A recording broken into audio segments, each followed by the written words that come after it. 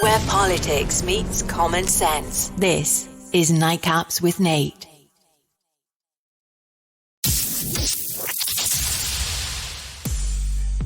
Coming to you live from just outside the swamp of the nation's capital. Get ready for invigorating talk, commentary, and debate on the issues affecting your life.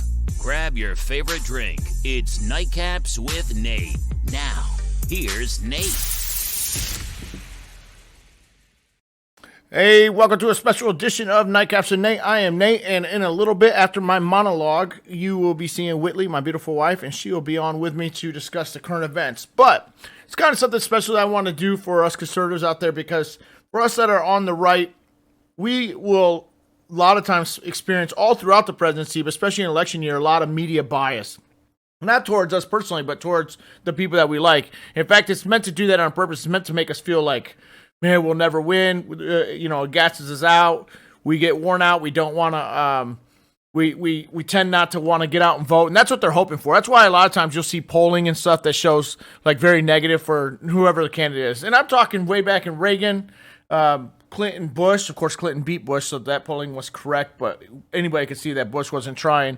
And then all through with Clinton, Dole, and Bush versus Gore, and then Bush versus Kerry, and then Obama versus McCain, and all the way up to Trump and this election now. And what you're going to see is continuous media bias. And that's why I want you to be careful about where you get your media, because you could go to what's called confirmation bias and get all your media on one side that you believe in. Well, that doesn't really help you, because you want to see what the other side is thinking too, and you want the truth. Or you could go all the way to the left, which is most of the media, and they will be punking out your people. And so you're like, man, who do I go to? And it used to be back in the day that all you had was ABC, CBS, and NBC. And then you had like the big newspapers, Washington Post, New York Times, and your daily newspaper around your home. But now we have a lot of alternatives. And I like this website. I'm going to show it to you real quick, and then we're going to get back to it in a second. And it's called allsides.com. And allsides.com actually did a bunch of studies. It was started by a conservative that used to work for Mitch McConnell and a person, a liberal, that used to work for George Soros and MoveOn.org. And what they said is, hey, man, there's a lot of media. Oh, by the way, thanks for joining us, Amber Katie Morales. If you want to comment as I am doing this and throughout the rest of the show, be sure to go over to Nightcaps with Nate, the actual page. I will be looking and reviewing comments there. Also, make sure that you like and follow us, and then go to YouTube a little bit later and make sure that you subscribe. We've just had monumental growth, and it's because of fans like you that we are doing so well. We average sometimes 3,000 viewers in one night, which is a lot considering that we've only been doing this for a few weeks. So thank you to the fans, the viewers. This is a growing show. It's something that I love to do, and hopefully you guys will continue to support us. So make sure you go over there. I will read your comments as we go. So anyways, allsides.com was the top online news media bias ranking. There are other ones out there, but they're very subjective. This one was actually done by actual scientists and using science and some subjective measures, but like polling data and all that. But what they found is that if you look on this slide, ABC, CBS, CNN, NPR, Politico, Time, Washington Post, they're actually all left to center. Now remember, this is built by a liberal as well. So this isn't just some right-wing hack saying, oh, I just don't agree with you because it's biased media. And then on the right, we have Fox News. Now these are just right of center, okay? So you see on the far left, you have the far left and the far right. So if you're trying to get centrist news, as centrist as possible, and I still think it leans a little bit left, you're really stuck with Associated Press, BBC, which is from England, Bloomberg, which I think has gotten more and more leftist ever since Bloomberg ran for president. And this was done in 2019. So The Hill, USA Today, Wall Street Journal, online news only. That's your options.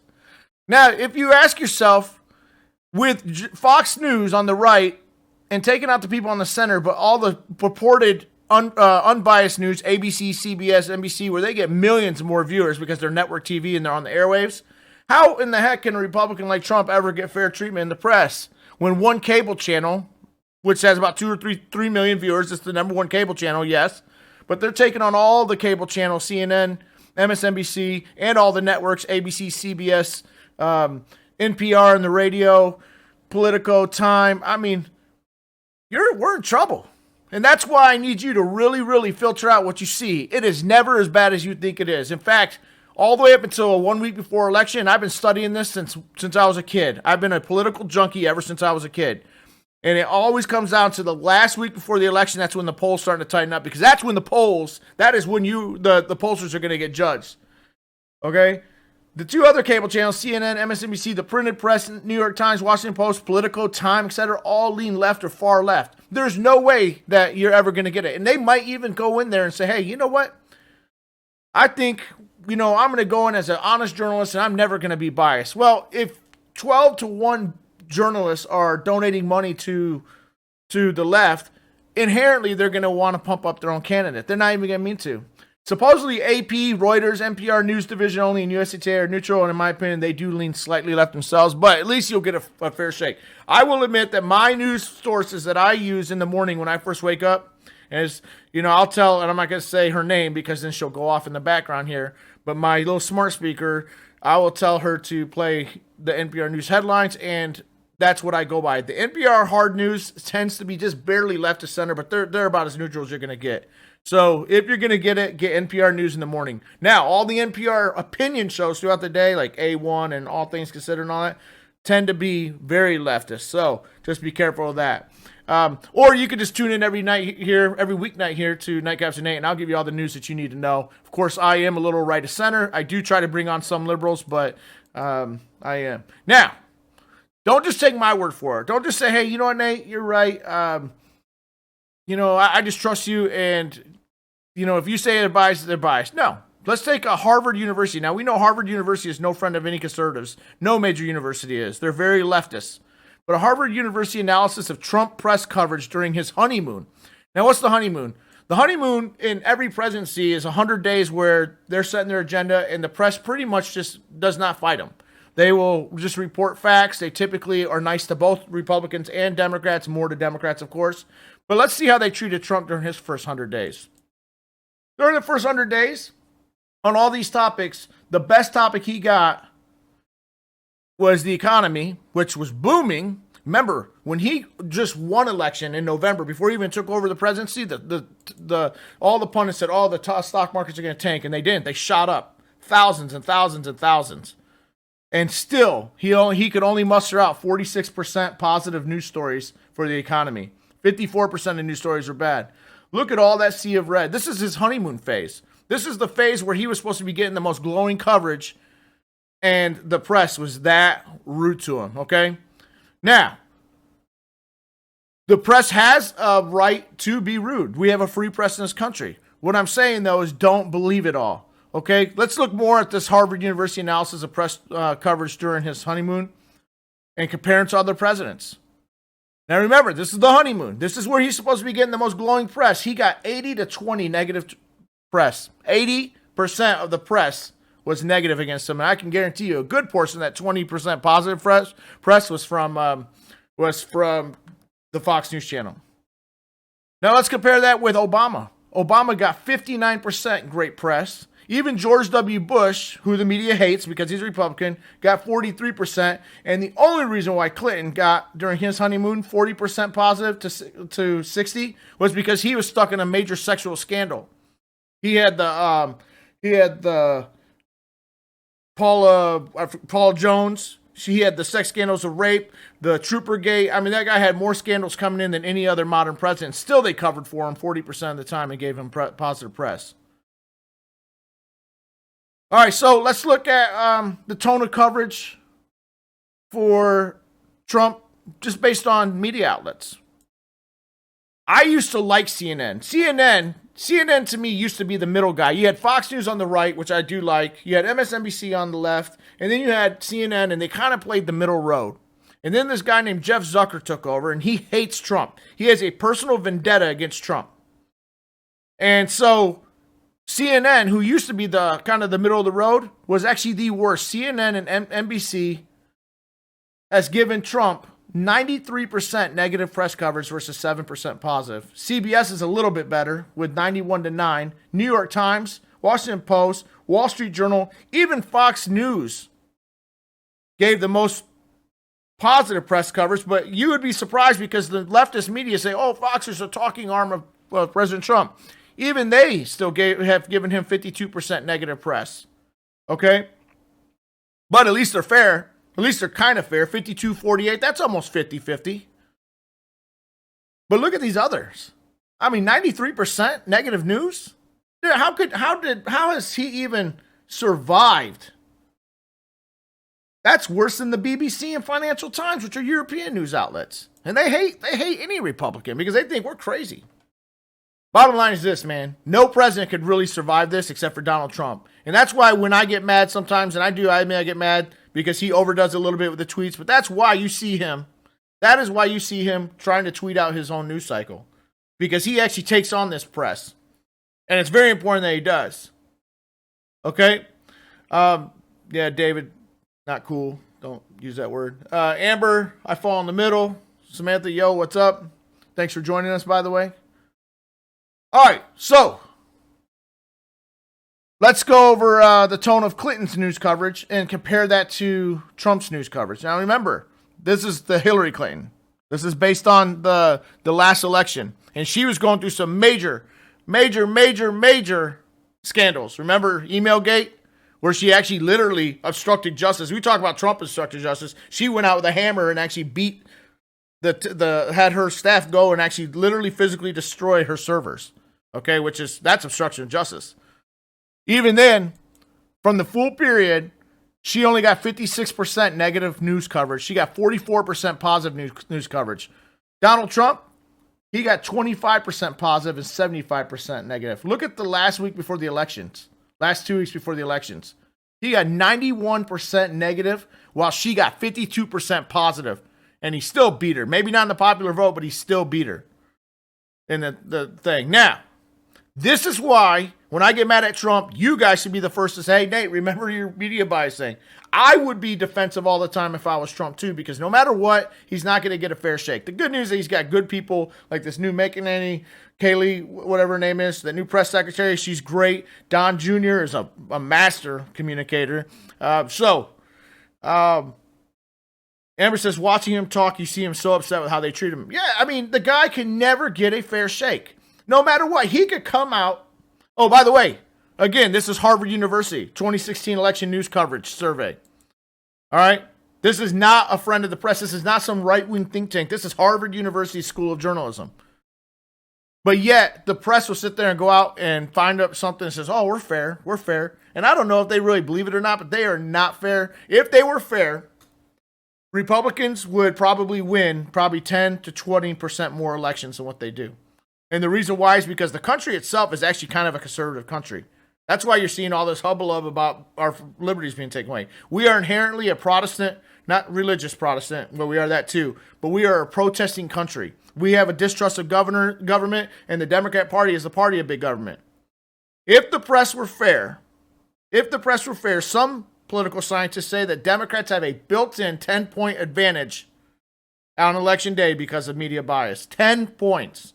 So think of all the elections that were close and how many of them got decided within 10 points. And that's exactly how many Republicans would probably win because we are inherently a conservative country. All right, let's continue on with this. Let's see how the vice, they say, oh, well, Trump is just such a polarizing figure. Well, the least polarizing Republican I know of is a guy named Mike Pence and Tim Kaine. Both non-polarizing, right? Well, let's see how they did. They did a little bit better. Mike Pence, for the full period, did get 61% positive coverage versus 40%, which is pretty close to the 66. But look what they did the last week before the election. They gave Tim Kaine positive press all the way through the election, including that pivotal last week when undecided voters are finally deciding. But yet, 76% of Mike Pence's was negative. Mike Pence doesn't even hardly talk. How could they find 76% negative news coverage for him? And again, this comes from Harvard University. This is not some crazy right-wing conspiracy. Okay? So that's what I'm talking about. So in the last week of the election, what did we learn here? The polls tighten up, yes, because pollsters are getting judged. But the media, they get more and more entrenched because their candidate is getting closer in the polls. And the last thing the media ever wants to see is a Republican win. Even if they are great, honest journalists and they think themselves as totally unbiased, there's still something inherently inside them that says, oh my God, the world's going to end if Trump wins. And that's why even Pence got 76% negative reporting, 53% negative 2 weeks prior to the election. Whereas Tim Kaine got 65% positive 2 weeks before election and nearly 60% positive coverage the week of the election. So for all my friends out there that are Democrats and you try to fight me on this, hey, I invite you to go ahead and bring up your own slides. Let's look at what the opinion polling says. Okay? Here's where the average audience placement of each news outlet based on party and ideology. So the U.S. average adult is right here. You have right at the closest to fair to the U.S. average adult is New York Post. You see me use them a lot, and people say, oh, they're conservative. No, they're just not as liberally biased. They're not conservative. They're actually middle of the road. Here's Fox News, Washington Examiner, Daily Caller, Rush Limbaugh all the way over here, right? Look at all the media outlets to the left of the average daily adult. Remember when I said that this country is actually somewhat a right-of-center country? That's where we are right here. Look at all these news outlets to the left of the country. And what they're doing with all their mass media is they're slowly tugging the country leftwards. That's why we now have socialism as a mainstay in our American politics. 10 years ago, nobody would have ever admitted to being a socialist. 15 years ago, nobody. Nobody would have ever thought that a major president like President Obama would mandate that bathrooms be mixed between males and females just 20 years ago. That is how much. Now, I'm a libertarian, so a lot of that stuff doesn't bother me. But I'm just saying, this is how much the press has pulled us to the left. That is why the modern Democrat Party is so far to the left. Because the press who props it up is that far to the left. All right? So they say, well, that's Trump, man. Trump, he's just an a-hole. So that's why the press is so mean. Well, let's look at the 2012 election. Remember, who is the press's favorite Republican nowadays? And who was it before? First, it was McCain until he ran in 2008. And then it was Romney until he ran in 2012. And now Romney's back in their good graces because Romney's a big pain in the ass to Trump. Right? Well, guess what? In 2012 election, you would think Romney would have gotten the fairest shake. I mean, he's the most middle-of-the-road rhino I've ever met. A rhino is a Republican name only. Look at the tone of coverage. Obama got 29% positive to 19% negative, and the rest was what they would consider neutral. Look at the flip. Romney got 16% positive to 33% negative. This is Mitt Romney. This is the Romney that the media just fawns over every time he's going against Trump. He's a never Trumper, right? But when you're running against a Democrat, the media's true colors will show every single time. Every single time. Okay? Let's look at some previous elections. Pew Research poll. Pew is a very, very middle of the road, actually slightly left of center research polling of registered voters every presidential election. And they asked them, hey, who do you think, in every election cycle they've asked, who do you think the media favors? How many times do you think they ever said, oh, the media favors the Republican candidate? Never. Look at this. Look at sea of purple versus red. Okay? Even in 92, Clinton, who was coming in as a sex offender pretty much, you talk about Me Too's wet dream, that would have been it. Got 52%, the 52% of the public said that the media favored them versus 17%.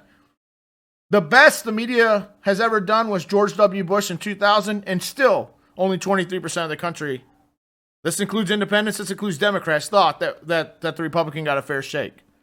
All right? The public knows it. Everybody knows it. In fact, that's why there was an article out that says, hey, why is it that nothing sticks to Joe Biden or Donald Trump anymore? Because the public's trust of the American press is so low that no scandal is going to hurt either of them anymore because guess what? They think, oh, they're just a gotcha press. All right? Think about the election so far. If the Tara Reade story was on Trump, do you think that Trump would be getting such an easy softball questions and all these people coming out and, you know, the niceties? Of course not. If Trump says some stupid stuff, but if he came out all demented like Joe Biden, they'd be calling for him to get his head checked. And we're going to see some more of Joe Biden today, some video of him, and, you know, he's just not even qualified to run. And not because he's a bad guy. I mean, I don't like his policies. He's a little creepy around girls, so he is kind of a bad guy. But he's just not mentally there. The guy has no clue where he is anymore. So, then there's the newest thing. So we would think, okay, well, the internet's gonna, and it has evened it out a little bit because we have Breitbart, we have New York Post available to everybody, the Daily Mail, which is kind of a British tabloid, but pretty good. You'd think that it would help, right? Well, if you're just doing a quick search of news and you go to, let's say, news.yahoo or news.google, guess what's happening? The Google effect. Americans must be very wary of institutions, big tech, that seek to control what we see and hear. YouTube, which is owned by Google, routinely demonetizes, restricts, and censors conservative content. One target of YouTube was Dennis Prager's PragerU, which is an awesome channel, by the way. You should check it out. It's a very, very highly intellectual channel, which had 40 of its videos restricted. Prager sued the social media video giant this year following these unfounded restrictions. YouTube has also been known for banning pro-life videos. WikiLeaks emails revealed that Schmidt worked directly with the Clinton campaign in 2016 and was instrumental in forming a group called The Groundwork, an online startup company created to help Clinton win the election. He was also seen wearing a staff badge. Oh, by the way, this is a Google major player. While President Barack Obama was in office, Google kept a cozy relationship with the White House. Google representatives attended White House meetings more than once a week during the first 7 years of Obama's presidency, and almost 250 individuals left government service to go work for Google, or vice versa while Obama was in office. Do you think that maybe Google is in bed with the Democrat Party too? And when you have so few people in the tech world controlling all the mass media because the internet is everything, what do you think that's going to do? Here's a little USA Today headline.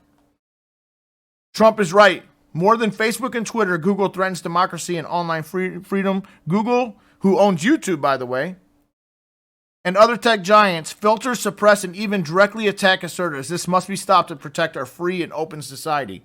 Our marketplace, which is where the free speech came from, was that we'd go to the marketplace and from the beginning of time, while you're selling and trading, you talk politics. That's why they call it in the public square. It was a square and people would talk politics, campaigns would happen. The internet is our new public square. And to me, I'm wary of the federal government getting in control, but they need to realize that we cannot have 3 or 4 individuals in big tech more powerful than our elected representatives and leaders in Congress and the President of the United States. Just can't happen. Then you talk about corporate takeover, you talk about corporate welfare, you talk about campaign finance. They don't even need they don't even have to donate campaign. They just give free airtime to the candidate of their choice who will do their bidding. So what's my advice here? What is my advice? My advice is, again, choose the middle and be selective. I personally like NPR headlines for radio news. Their opinion shows are very biased, though. Online, I love allsides.com. Allsides.com looks like this. They actually present all the news from the left to center by headline and all the news from the left, center, and right. And they're very transparent. All their founders and their team have a bias rating. I know it's probably pretty hard to see on here, but they have an actual bias rating where they're actually rating themselves. And they have everything from the far right to the left to the center. Very good, very reputable news site. It's called allsides.com. I'm not getting paid by them. I don't know them, but I found them a long time ago. If not, get your news right here. The NPR News online only, The Hill, USA Today, Wall Street Journal. They're going to give you the fairest shake. I personally like these two. The New York Post, Washington Examiner. And sometimes I'll even go over here and look at Politico and Time and see what they're saying. But it is just so anti-Trump, it's nauseating.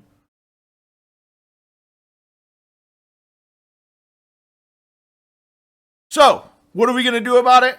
2/3 of Americans want to break up companies like Amazon and Google. And I'm sure that most of my viewers would probably agree. Google and Amazon need to be broken up.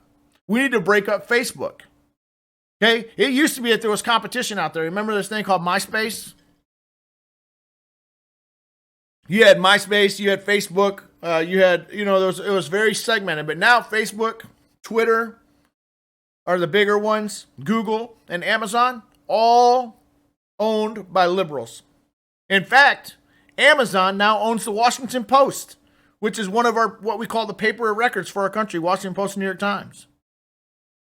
So, that is why 2/3 of Americans would like companies like Amazon and Google broken up. We have antitrust laws. And out of just pure coincidence today, this headline hit. Wall Street Journal, the Department of Justice and state attorneys general is likely to hit Google with antitrust lawsuits. And guess who might be getting broken up? And it's their own doing, their own fault. If they had proven themselves to be the independent arbiters of truth and didn't censor, unless, and I'm not talking about, they could put whatever caption they wanted on any story. Hey, this is a known, white or black or brown supremacy group or a hate group or all that. Then they could have still posted all those things. Because we live in a free country. But when they even went over to China and started censoring the internet, they should have said no. Other countries should not be able to censor American companies or force American companies to do censorship. That violates the whole premise of the United States. But then when they do it here in America, no, that's a no-go in my opinion. According to a report from the Wall Street Journal, officials at the Justice Department and a group of states attorney generals attorneys general are focused on Google's ad business and how it is used, how it has used its search monopoly. And there's more into the story about how they've censored. The writing was on the wall last summer when they had all the tech companies. And by the way, Google didn't even show up. That's how powerful they are. When Congress subpoenaed them, they didn't even show up. Okay? They're not like the President of the United States where they're a co-equal branch of government. And so they have executive privilege. They just are just so big. It's like, hey, what are you going to do? All right, so that basically takes me on my rant. What I'm trying to say is do not be discouraged, my friends. Do not. The silent majority is alive and well in this country. Just think about it. Trump had 0% chance of winning this last election. 0. Now he's an incumbent. He has a war chest like no other. He's got a huge campaign haul. He's running up against a very weak candidate who is still yet to be vetted because of coronavirus. But eventually the media is going to be forced to do their job. Times are good. Times are good. If Trump can hone his message, run all his tweets just through Don Jr., then we're going to win this thing. Don't be suppressed. That's what they're trying to do. They're trying to ruin. This has been Nightcaps with Nate. Please join Nate for a nightcap every weeknight at 9 Eastern here on Facebook Live.